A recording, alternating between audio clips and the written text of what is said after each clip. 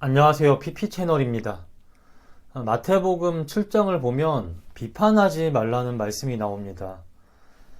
제가 먼저 1절, 2절 말씀 읽어드릴게요. 비판하지 않으려거든 비판하지 말라. 너가 하는 그 비판으로 너도 비판받을 것이다.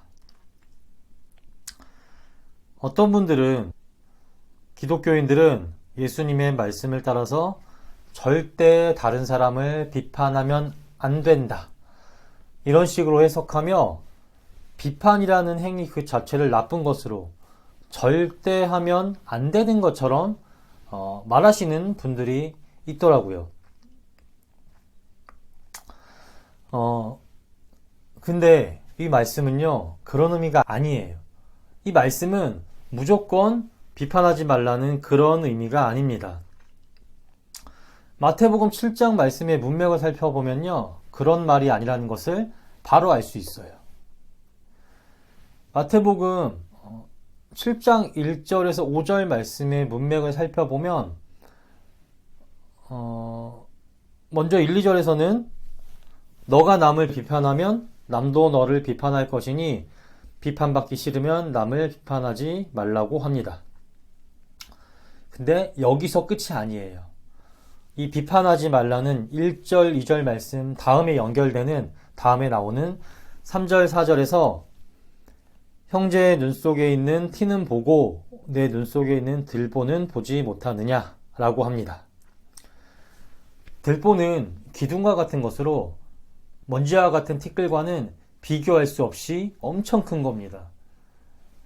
그렇기에 이 말은 네 죄가 훨씬 더 큰데, 네가 비판하는 사람보다 네 죄가 훨씬 큰데 지금 누가 누굴 비판하는 것이냐 라는 말입니다.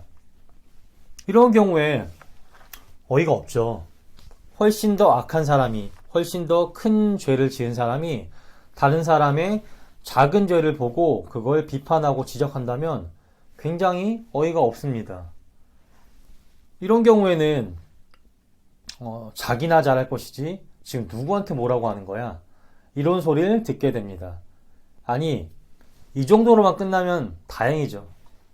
10중 8구는 거의 쌍욕을 먹게 됩니다. 어이없는 그 태도에, 또 그 사람이 행한 악한 죄로 인해 자기가 남에게 한 비판보다 더 큰 비판을 받게 될 겁니다. 그래서 5절에서 예수님께서 이렇게 말씀하시는 거예요. 외식하는 자여, 먼저 내 눈 속에 있는 들보를 빼어라. 그 후에야 밝히 보고 형제의 눈 속에서 티를 빼리라.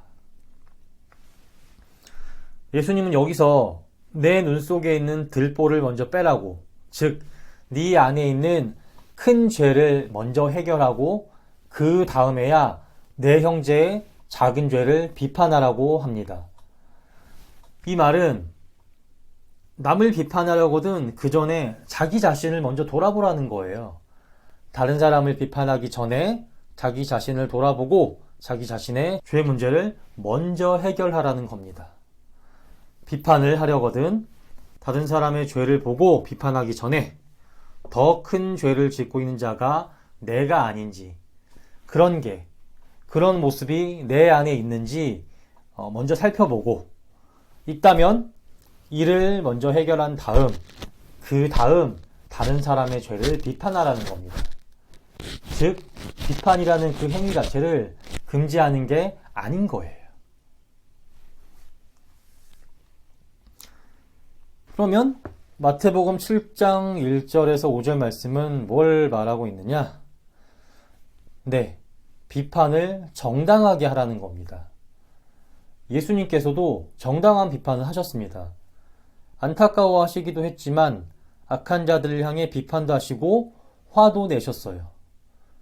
만일 이 마태복음 7장 말씀이 비판이란 행위 자체를 금지하는 말씀이었다면 예수님께서는 자기가 비판하지 말래놓고 다른 사람을 비판하는 내로남불의 모습을 보이신 거예요. 하지만 하나님이신 예수님께서 이런 모습을 보이실 리가 없잖아요. 이런 모순적이고 자가당착적인 모습을 보이실 리가 절대 없습니다. 그러니 이 말씀을 가지고 무조건 다른 사람을 비판하면 안 돼. 이런 식으로 생각해서는 안 돼요. 이건 완전히 잘못된 생각입니다. 성경은 비판이라는 행위를 무조건 부정하지 않습니다. 그러니 비판하는 행위 그 자체를 하면 안 된다 생각하지 마세요. 정당한 비판은 허용합니다. 예수님께서도 정당한 비판은, 악인을 향하는 비판은 하셨고요. 그러니 비판이라는 그 행위 자체를 잘못된 것이라, 부정한 것이라 생각하면 안 되는 거예요.